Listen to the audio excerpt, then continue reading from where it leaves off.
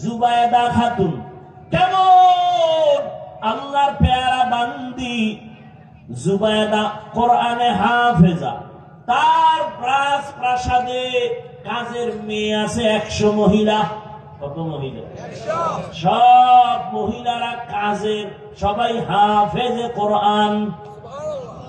সুবহানাল্লাহ। না 100 মহিলা সবাই কোরআনের হাফেজা। জুবায়দা খাতুন সিদ্ধান্ত নিলেন, আমার বাড়ির আঙ্গিনায় 24টা ঘন্টার সেকেন্ডে সেকেন্ডে সেকেন্ডে আল্লাহর কোরআনের তেলাওয়াতের আওয়াজ বের হবে। আর সারা বছর মুসলমানের ঘরে কোরআনের তেলাওয়াতের আওয়াজ নেই। মোবাইল আছে, চাইলে তো যুবক একটু তেলাওয়াত শুনতে পারে, মক্কা মদিনার ইমামের তেলাওয়াত। আল্লাহর কোরআনের মতো মজার তেলাওয়াত এই জমিনে আর কোথাও বান্দা তুমি, আমি তো চ্যালেঞ্জ দিয়ে বলি, যুবক তুমি যদি মোবাইলে তেলাওয়াত শুনতে শুনতে ঘুমায় যাও, 1 সপ্তাহ যদি তেলাওয়াত শুনো মক্কা মদিনার ইমামের, তুমি নিজে একদিন চোখের পানি ছেড়ে কাঁদবা আর বলবা গানের আওয়াজ আর কানের ভেতরে দিব না। আল্লাহর কোরআনের আওয়াজের মতো দামি আওয়াজ নাই, মজার কোন আওয়াজ নাই। এ কারণে আবু জাহাল সারাটা দিন আমার নবীরে গালি দিত, বিরোধিতা করত, কিন্তু ঘরের কিনারায় রাতের গোপনে গিয়া আল্লাহ রসুলের তেলাওয়াতের আওয়াজ কানে শুনত। বাহা কোরআন কালামুল্লাহ বশনো কদিমাস্তি কদিমাস্তি নইনো। বাদশাহ হারুন রশিদের স্ত্রী জুবায়দা খাতুন, ও পর্দার আড়ালের আম্মা জান, কেমন স্বামী তো রাষ্ট্র চালায়, টাকার অভাব নাই, পয়সার অভাব নাই, ক্ষমতারও এত বড় টাকাওয়ালা ক্ষমতাওয়ালা ধনী বাদশাহ হারুন রশিদ, অথচ তার স্ত্রীর অন্তরটা কেমন নরম। আমার মালিকের মোহাব্বত অন্তরে ভরা। সিদ্ধান্ত নিলেন, আমার 100 মহিলা কাজের লোক, আমি এদেরকে টাইম বন্টন করব এমন ভাবে যে আমার বাড়ির থেকে 24 ঘন্টা কোরআন তেলাওয়াতের আওয়াজ। 100 মহিলাকে ভাগ করে দিলেন, তুমি এই টাইম তেলাওয়াত করো, এরপরে কাজে যাও, এরপরে আরেকজন নারী এই কাজে যাও, এরপরে আরেকজনে তেলাওয়াত করো, এরপরে তুমি কাজে যাও। এভাবে ভাগ ভাগ করে দিলেন। জুবায়দা খাতুন আল্লাহর কাছে এত দামি হয়ে গেলেন, বলবো একদিন স্বপ্ন দেখে জুবায়দা খাতুন বাইতুল্লাহর সামনে দাঁড়ানো। কোথায় দাঁড়ানো? আপনারা এরকম স্বপ্ন দেখেন? আপনি দেখেন সন্দ্বীপের কোনানে আড্ডা আছে, সেখানে দাঁড়ানো, অমুক পার্কে দাঁড়ানো। জুবায়দা খাতুন স্বপ্ন দেখে আমি বাইতুল্লাহর পার্শ্বে দাঁড়ানো। খেয়াল করিয়েন কিন্তু। আর চতুর্দিক থেকে সারা বিশ্বের মানুষ এসে এসে জুবায়দার সাথে জেনা করে। নাউজুবিল্লাহ বলবেন না? কত খারাপ স্বপ্ন, কিন্তু ব্যাখ্যা তো কঠিন, ব্যাখ্যা অনেক কঠিন। এজন্য স্বপ্ন কারো কাছে বলা উচিত না, নিষেধ। স্বপ্নের ব্যাখ্যা যারা জানে তাদেরকে বলা উচিত। জুবায়দার মতো আল্লাহর বান্দি স্বপ্ন দেখলেন বাইতুল্লাহর সামনে দাঁড়ানো, আর সারা দেশের মানুষ এসে তার সাথে জেনা করতেছে। দেখা জুবায়দার ভয়, কি দেখেছি, একদম বাইতুল্লাহর মতো জায়গায় আমি দাঁড়ানো, যেই বাইতুল্লাহ দিয়ে তাকাইয়া থাকলেই সওয়াব আর সওয়াব, কিন্তু কপাল বুঝি খারাপ।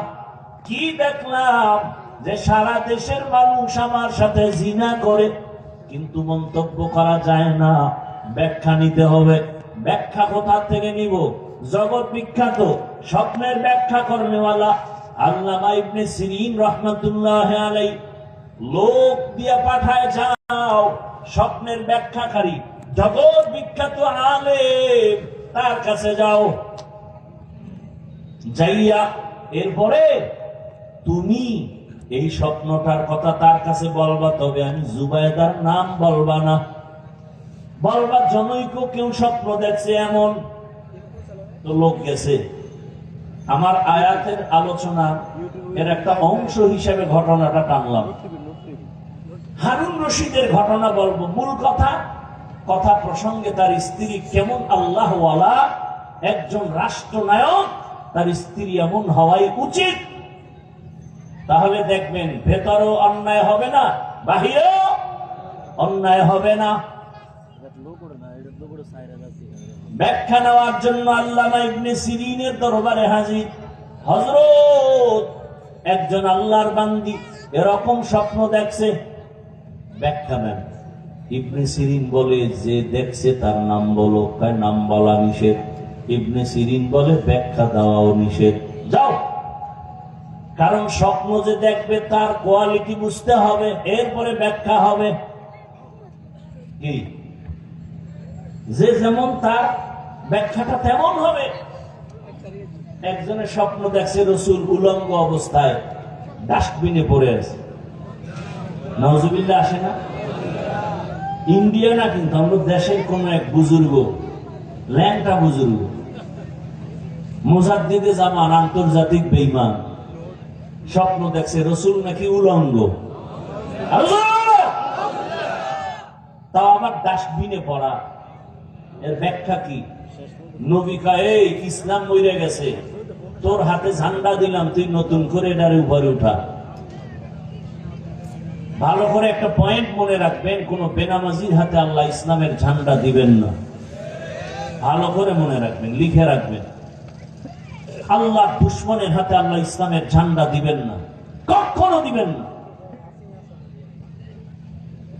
এইবার আবার ঘুরে ফিরে ম্যাডাম নাম না বললে ব্যাখ্যা দিবে।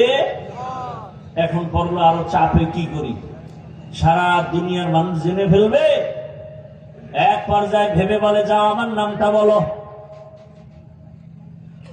এবার বাহক গিয়া নাম বলেছেন। বাদশা হারুন রশিদের স্ত্রী জুবায়দা স্বপ্ন দেখেছে। স্বপ্নের ব্যাখ্যাকারী ইবনে সিরিন মুস্কি হাসলেন আর বললেন, জুবায়দার মতো কপালওয়ালা মানুষের বড় অভাব। জুবায়দা স্বপ্ন দেখলো বাইতুল্লাহর পাশে দাঁড়ানো, সারা দুনিয়ার মানুষ এসে জিনা করে। আর ব্যাখ্যা কি? জুবায়দার কপাল বড় ভালো। জুবায়দা এই মক্কা নগরীতে এমন একটা কাজ করবে, সারা দুনিয়ার মানুষ এই জুবায়দার কাজের অংশ নিয়ে উপকৃত হবে। আর জুবায়দাকে কিয়ামত পর্যন্ত মানুষ স্মরণ করবে।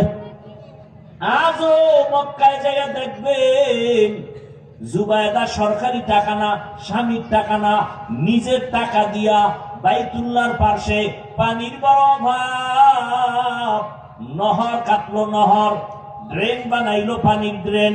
দূরে দূরে দূরে দূরে এখনো সেই ড্রেনের নাম হলো নহরে জুবায়দা নামে। আরবে গেলে, মক্কায় গেলে এখনো সেই ড্রেনের চিহ্ন এখনো আছে। ওই ড্রেনের পানি সারা দুনিয়ার মানুষ পান করলো। স্বপ্ন দেখলো কি, ব্যাখ্যা হলো কি? জুবায়দা কপালওয়ালা নারী। এরে আম্মা জানেরা, আপনারাও তো তাদের মতোই মা, আপনার কপালটা তো তাদের মতোই। জুবায়দা খাতুনের মতোই আপনার কপাল। আপনি তো খাদিজা রাদিয়াল্লাহু আনহার মতোই নারী, ফাতিমা রাদিয়াল্লাহু আনহার মতো নারী, আয়েশা রাদিয়াল্লাহু আনহার মতো নারী। এরে আম্মা জান, তাদের জিন্দেগি আর আপনার জিন্দেগির চলাফেরা কেন উল্টা পাল্টা? আপনার মতো মা, আপনারা তো আলেমের মা হবেন, ধন্য সন্তানের ধন্য মা হবেন। সেক্ষেত্রে আপনাদের তো অনেক চিন্তা ভাবনা করে কদম দিতে হবে। এই জুবায়দার স্বামী হারুন রশিদ বাদশা, তিনি একদিন